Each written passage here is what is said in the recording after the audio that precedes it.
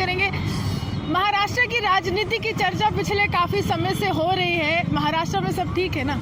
महाराष्ट्र में बिल्कुल ठीक है। अगर संपूर्ण देश में अगर इसको राष्ट्र कहा जाता है तो राष्ट्र में महाराष्ट्र अगर कुछ है तो महाराष्ट्र में चर्चा से अतिरिक्त होकर के वह राज्य जिए तो संभव नहीं, इसलिए महाराष्ट्र सकुशल है। अब एनडीए का एक घटक साथी माना जाता था शिवसेना को, लेकिन जैसे ही दूरी बनाते हैं वैसे ही केंद्र सरकार को घेरने की कोशिश करते हैं। ऐसा क्या हो गया था कि जो साथी थे वो दुश्मन में तब्दील? राजकीय परिस्थितियों में राजनीतिक पटल पे हर कुछ होने की संभावना पूरी बरकरार रहती है। कब मित्र कब शत्रु के रूप में यह राजनीति का एक हिस्सा कभी भी किसी वक्त हो सकता है। राजनीतिक पटल में कभी भी कुछ हो सकता है या फिर मुख्यमंत्री की कुर्सी के लिए कुछ भी हो सकता है के लिए वादा है मेरा। जब आप भाजपा के साथ थे या फिर एनडीए का एक हिस्सा थे, आपकी विचारधारा और भाजपा की विचारधारा काफ़ी मेल खाती थी। हालांकि अभी थोड़ा सा 36 का आंकड़ा चल रहा है, हम मान सकते हैं, लेकिन यहाँ पर आप खुद महाराष्ट्र से आए हैं और मनीष जी ये सवाल उठा रहे हैं कि यहाँ पर बाहरी राज्य के किसी व्यक्ति को नौकरी नहीं मिले।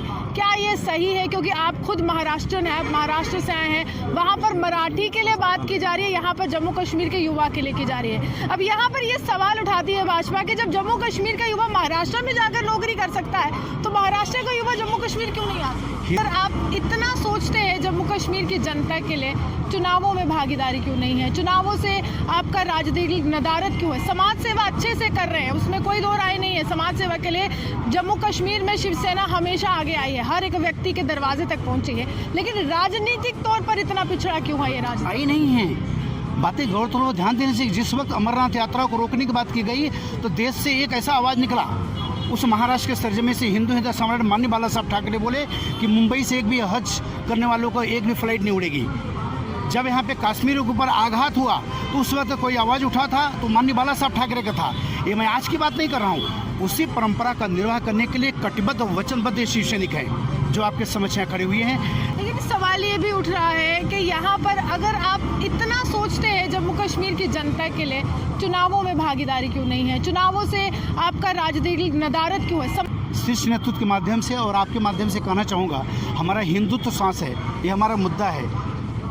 कभी भविष्य में और न कभी भूले हैं न कभी भूलेंगे, और ये हम अपने कार्यकर्ताओं को आदेश देते हैं। हमारा हिंदुत्व हमारा मुद्दा है, हमारा श्वास है, इसके बगैर हम जी नहीं सकते हैं।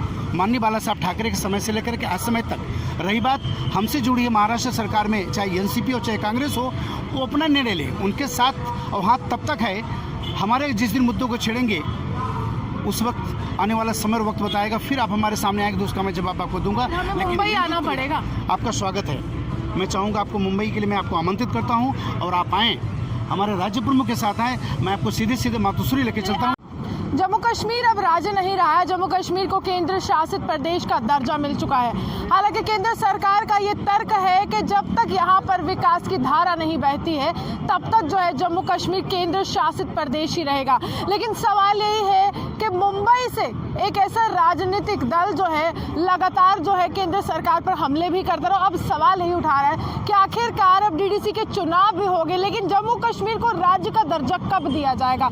कुछ लोग मेरे साथ मौजूद और इनसे जानने की कोशिश करेंगे। यहाँ पे हस्ताक्षर अभियान की शुरुआत कर दी गई है, यानी कि आज से ही एक पहल है और जहाँ तक भी देखा जाए शिवसेना एक सोच के साथ आगे जा रही है जिसके माध्यम से वो ये भी चाहती है कि राज्य का दर्जा बहाल हो, वहीं जम्मू कश्मीर के जो लोकल यूथ है यानी कि जो युवा है उनके लिए भी यहाँ पर नौकरियों का प्रावधान हो। बाहरी राज्यों का जो युवा है उसके लिए नौकरी का प्रावधान जो है यहाँ पर नहीं। उनसे बात करने की कोशिश करेंगे। मनीष जी, सबसे पहले ये पहल जो है इसकी सोच कहाँ से है? बिल्कुल जी, हमारी हाईकमांड और शिवसेना ने हमेशा जन मुद्दों के ऊपर, जनता के मुद्दों के ऊपर हमेशा सोचती रही है और सोचती रहेगी, उठाती रही है आवाज़ और उठाती रहेगी। आज हमने यहाँ जो सिग्नेचर अभियान लॉन्च किया है, आज हमारे बीच हमारे राष्ट्रीय संगठक और उत्तर भारत प्रभारी माननीय गुलाब चंद दुबे जी मौजूद हैं। उनके द्वारा ये अभियान की शुरुआत की गई है और इस अभियान का जो मुख्य मकसद है, हम दो मकसद को लेकर इस अभियान को लॉन्च किया है आज। एक, जम्मू कश्मीर के अंदर स्टेटहुड की बहाली, राज्य दर्जा बहाल किया जाए, और दूसरा, जो जम्मू कश्मीर के अंदर नौकरियां हो उन पर सबसे पहला हक यहाँ के स्थानीय निवासियों का होना चाहिए, यहाँ के अपने यूथ का होना चाहिए।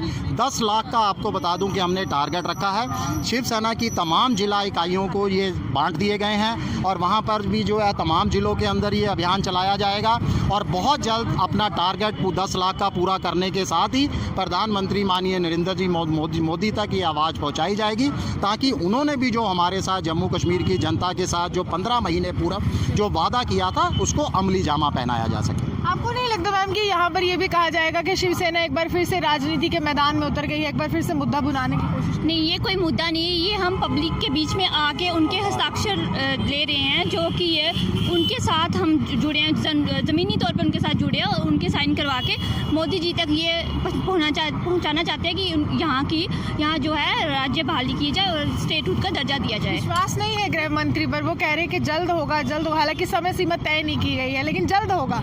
नहीं, जल्द होगा तो कहते आ रहे हो, आज उनको 15 महीने हो गए ये चीज़ कहते हो, अभी तक तो हुआ नहीं, इसलिए हम पब्लिक के साथ। मंत्री पर विश्वास नहीं है, यही बिल्कुल भी नहीं है, बिल्कुल भी नहीं है। चलिए इनसे बात करेंगे।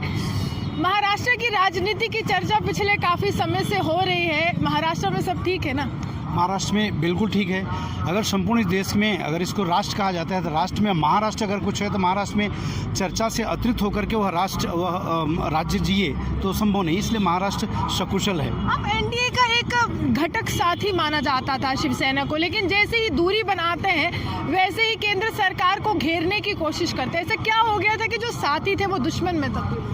राजकीय परिस्थितियों में राजनीतिक पटल पे हर कुछ होने की संभावना पूरी बरकरार रहती है। कब मित्र कब शत्रु के रूप में यह राजनीति का एक हिस्सा है। नीति कूटनीति संघर्ष संगठन संरचना के अंशों का ही नाम राजनीति है। ऐसे हालात में आपके बातों का सटीक जवाब ये होता है कि राजनीतिक पटल में कुछ भी कभी भी किसी वक्त हो सकता है। राजनीतिक पटल में कभी भी कुछ हो सकता है या फिर मुख्यमंत्री की कुर्सी के लिए कुछ भी हो सकता है? मुख्यमंत्री, जहाँ तक मुख्यमंत्री की बात है, जहाँ तक कुर्सी की बात है, भारतीय जनता पार्टी की उस तत्कालीन उस राजनीति का उठक-पटक के बीच में शायद वही सार्थक था, इसलिए शिवसेना ने वो सबक सिखाई। उसी के तहत आज शिवसेना हस्ताक्षर अभियान के तहत ये संदेश देना चाहती है, किसी राजनीति के लिए नहीं बल्कि यहाँ के जम्मू कश्मीर के सामान्य जनमानस के लिए ये वादा करके इस हस्ताक्षर अभियान के तहत यह एक पैगाम देना चाहती है यहाँ के जनमानस को कि आपके शान को अब हम सब कम होने नहीं देंगे, इस हस्ताक्षर अभियान को अब हम सब रुकने नहीं देंगे। हम सबके ज़िंदगी में कभी सूर्य निकले न निकले, इन सब के ज़िंदगी में कभी शाम होने नहीं देंगे। ये हमारा जम्मू कश्मीर के यहाँ के जनमानस के लिए वादा है मेरा। जब आप भाजपा के साथ थे या फिर एनडीए का एक हिस्सा थे, आपकी विचारधारा और भाजपा की विचारधारा काफ़ी मेल खाती थी। हालांकि अभी थोड़ा सा 36 का आंकड़ा चल रहा है, हम मान सकते हैं, लेकिन यहाँ पर आप खुद महाराष्ट्र से आए हैं और मनीष जी ये सवाल उठा रहे हैं कि यहाँ पर बाहरी राज्य के किसी व्यक्ति को नौकरी नहीं मिले। क्या ये सही है? क्योंकि आप खुद महाराष्ट्र से आए हैं, वहाँ पर मराठी के लिए बात की जा रही है, यहाँ पर जम्मू कश्मीर के युवा के लिए की जा रही है। अब यहाँ पर ये सवाल उठाती है भाजपा कि जब जम्मू कश्मीर का युवा महाराष्ट्र में जाकर नौकरी कर सकता है तो महाराष्ट्र का युवा जम्मू कश्मीर क्यों नहीं आ सकता? हिंदू हृदय सम्राट माननीय बाला साहब ठाकरे, उन्होंने आमची मुंबई की बात कही, उन्होंने महाराष्ट्र भूमिपुत्रों की बात कही। स्वाभाविक बात है जिसके लिए किसी व्यक्ति के पीछे या किसी संगठन के पीछे या किसी अभियान के पीछे जब तक उनका खुद का बंधु बांधव, उनके खुद के अपने लोग पीछे नहीं खड़े होते, तब तक अन्य लोगों का खड़े होने का सवाल ही नहीं पैदा होता। आज जम्मू कश्मीर के इस वादियों के बीच में खड़े होकर आज जम्मू की बात करना चाहता हूँ। मैं तो आपके माध्यम से शिवसेना इकाई राज्य प्रमुख को आदेश करके जाना चाहता हूं कि एक दूसरे से मिलने के बाद आप लोग जिस तरह से महाराष्ट्र में हम एक दूसरे से मिलते हैं, कहते हैं जय महाराष्ट्र, वो अभिवादन स्वरूप होता है। आप लोग कहना शुरुआत करो एक दूसरे से मिलने के बाद कि जय जम्मू कश्मीर। ऐसे करने में अपना स्वाभिमान और सम्मान की जागृति होती है। निश्चित तौर पर यहाँ के भूमिपुत्रों को प्रियरिटी और प्राथमिकता न देकर अगर किसी के साथ अगर ऐसी दोगली राजनीति की जाए तो मैं शिवसेना के भाषा में से नहीं कहा जा सकता। जय कश्मीर, तो स्वाभाविक जम्मू कश्मीर के प्रति जो माननीय बाला साहब ठाकरे ने अपने महाराष्ट्र के लिए कहा, वही तो उनको आदेशित करके इनको आदेश किया गया है कि आप यहाँ के भूमिपुत्रों को यहाँ इनको सर्वोपरि 80 और 20% में इस आंकड़े के तहत नौकरी मिले तो कोई बुराई नहीं है। देश की अखंडता को कायम रखने के लिए देश से हम अलग नहीं हो सकते, लेकिन अगर 100 में 80 रोजगार यहाँ के स्थानीय लोगों को मिले, 20% लोगों को मिले, इस पर मैं मान्यता देता हूँ और ये हमारा स्टैंड है और ये हमारे नेता का ऐसा आदेश और निर्देश है। लेकिन सवाल ये भी उठ रहा है कि यहाँ पर अगर आप इतना सोचते हैं जम्मू कश्मीर की जनता के लिए, चुनावों में भागीदारी क्यों नहीं है? चुनावों से आपका राजनीतिक नदारद क्यों है? समाज सेवा अच्छे से कर रहे हैं, उसमें कोई दो राय नहीं है। समाज सेवा के लिए जम्मू कश्मीर में शिवसेना हमेशा आगे आई है, हर एक व्यक्ति के दरवाजे तक पहुंची है, लेकिन राजनीतिक तौर पर इतना पिछड़ा क्यों है ये राजनीति? आई नहीं है। बातें गौरतलब ध्यान देने से, जिस वक्त अमरनाथ यात्रा को रोकने की बात की गई तो देश से एक ऐसा आवाज़ निकला, उस महाराष्ट्र के सरजमी से हिंदू हृदय सम्राट माननीय बाला साहब ठाकरे बोले कि मुंबई से एक भी हज करने वालों को एक भी फ्लाइट नहीं उड़ेगी। जब यहाँ पे कश्मीर के ऊपर आघात हुआ तो उस वक्त कोई आवाज़ उठा था तो माननीय बाला साहब ठाकरे का था।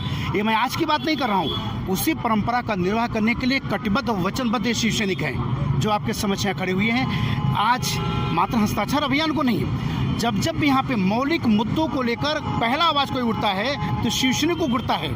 हम जरूर मुट्ठी भर हैं, माना कि यहाँ पे कुछ विरोधी पार्टियाँ हम लोगों को तमाम ऐसी बातें कभी इतराती है, कभी चिटलाती है, लेकिन शिव सैनिक बातें ध्यान में रखने जैसी हो तो मुट्ठी भर जरूर है हमारे। एक समय ऐसा था जब बाला साहब ठाकरे की ये पहचान थी कि हिंदुत्व का बड़ा चेहरा जो है वो बाला साहब ठाकरे है, लेकिन जैसे ही कांग्रेस का आपको साथ मिलता है ऐसा ग्रहण लगता है कि आजकल आपको हिंदू विरोधी भी कहते हैं। विपक्ष को किस तरह से जवाब देना चाहेंगे, या फिर हम कहें केंद्र सरकार जो समय समय पर कहती है कि कांग्रेस के साथ गठबंधन है, एनसीपी के साथ गठबंधन है, हिंदू विरोधी? शीर्ष नेतृत्व के माध्यम से और आपके माध्यम से कहना चाहूँगा, हमारा हिंदुत्व सांस है, ये हमारा मुद्दा है। कभी भविष्य में और न कभी भूले हैं न कभी भूलेंगे, और ये हम अपने कार्यकर्ताओं को आदेश देते हैं। हमारा हिंदुत्व हमारा मुद्दा है, हमारा श्वास है, इसके बगैर हम जी नहीं सकते हैं। माननीय बाला साहब ठाकरे के समय से लेकर के आज समय तक रही बात हमसे जुड़ी है, महाराष्ट्र सरकार में चाहे एनसीपी हो चाहे कांग्रेस हो, वो अपना निर्णय ले, उनके साथ और हाथ तब तक है। हमारे जिस दिन मुद्दों को छेड़ेंगे उस वक्त आने वाला समय और वक्त बताएगा, फिर आप हमारे सामने आएंगे तो उसका मैं जवाब आपको दूंगा। हमें मुंबई आना पड़ेगा। आपका स्वागत है, मैं चाहूँगा आपको मुंबई के लिए मैं आपको आमंत्रित करता हूँ और आप आएँ, हमारे राज्य प्रमुख के साथ आए, मैं आपको सीधे सीधे मातोश्री लेके चलता हूँ। ये चीज़ आखिरी सवाल करूँगी, बहुत वक्त ले लिया। अगर आप खुद ही मान रहे हैं कि आप मुट्ठी भर है और मुट्ठी भर की ताकत बहुत होती है, लेकिन लगता है कि ये जो एक मुहिम है उससे जनाधार बढ़ने वाला है, आगे विधानसभा चुनाव का बिगुल जो है वो बजने वाला है कुछ ही देर के बाद, तो ये कहीं ना कहीं हम यहाँ से पहल माने कि यहाँ से जनाधार भी बढ़ेगा, जम्मू कश्मीर की जनता का विश्वास भी बढ़ेगा और कहीं ना कहीं आपके भी एमएलए हमें विधानसभा में दिखेंगे। निश्चित तौर पर राज्य प्रमुख से कल माता जी के यहाँ दर्शन किए। इस वर्ष 2021 के प्रथम दिन पर हमने इनसे जुबान लिया कि आप मुझे कब विधायक दे रहे हो, कब आमदार दे रहे हो। इन्होंने एक सौगंध किया है, संकल्प लिया है कि दुबे साहब मैं बहुत जल्द आपको मैं यहाँ से विधायक दूंगा। मैं इन्हीं के विश्वास पे, अपने सब तमाम शिव सैनिकों के इनके विश्वास और इनके कथनी करनी, इनके कर्म पर मुझे विश्वास है कि मैं बहुत जल्दी आपको विधायक दूंगा यहाँ से।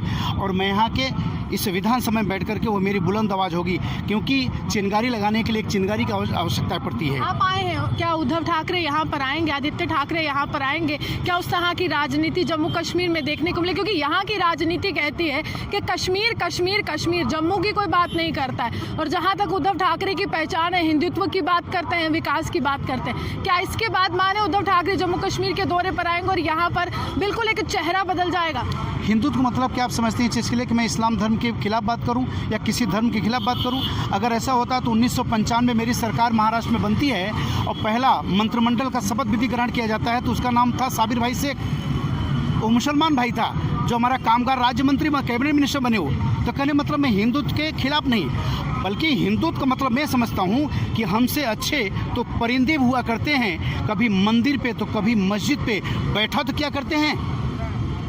ये मेरी अच्छी बोल लेते हैं, ये मेरी सोच है। आपको अच्छा लगा इसलिए बहुत बहुत धन्यवाद। कभी वक्त तो कभी समय कभी मन की बात आएगी तो मैं ज़रूर कुछ बोलूँगा इस बात को, लेकिन मेरी सोच ये है अगर ऐसा होता तो 1995 में सबसे बड़ा मस्जिद को चटाई देने वाला कोई अगर सरकार रही तो वो शिवसेना रही। हमारे 1995 और 96 के दरमियान कोई सांप्रदायिक दंगे नहीं हुए। मस्जिद में स्थित हज हाउस को एनओसी दिलाने का काम अगर किसी ने किया तो शिवसेना ने किया। इल्तिमा जो हमारे मुसलमान भाइयों को होता है, जो उनका धार्मिक प्रवचन होता है, बांद्रा कुर्ला कॉम्प्लेक्स में सबसे बड़ा जगह दिलाने का काम किया था तत्कालीन मुख्यमंत्री आदरणीय मनोहर जोशी साहब ने किया। तब हम कहते हैं कि काश मेरे मुल्क में भी ऐसी फिजा बने कि मंदिर जले तो रंज मुसलमान को हो, अगर मस्जिद के आबरू पर कहीं आँच ना आ जाए, ऐसी फिक्र मंदिर के रहनुमा को। ये मेरी अवधारणा है, ये मेरा हिंदुत्व है, ये मेरा शिवसेना की स्टैंड है। चलिए शुक्रिया। साफ तौर पर बहुत कुछ कहे गए हैं और कह रहे हैं कि राजनीतिक पटल पर जम्मू कश्मीर में शिवसेना एक नई शक्ति बनकर उभर कर आएगी और आगे आने वाला समय जो है विधानसभा चुनाव का है, किस तरह से जम्मू कश्मीर में शिवसेना जनाधार भी पाती है, लोगों का विश्वास भी पाती है, ये देखना दिलचस्प होगा। इसी के साथ पारस के साथ मैं रूहानी आपसे नमस्कार।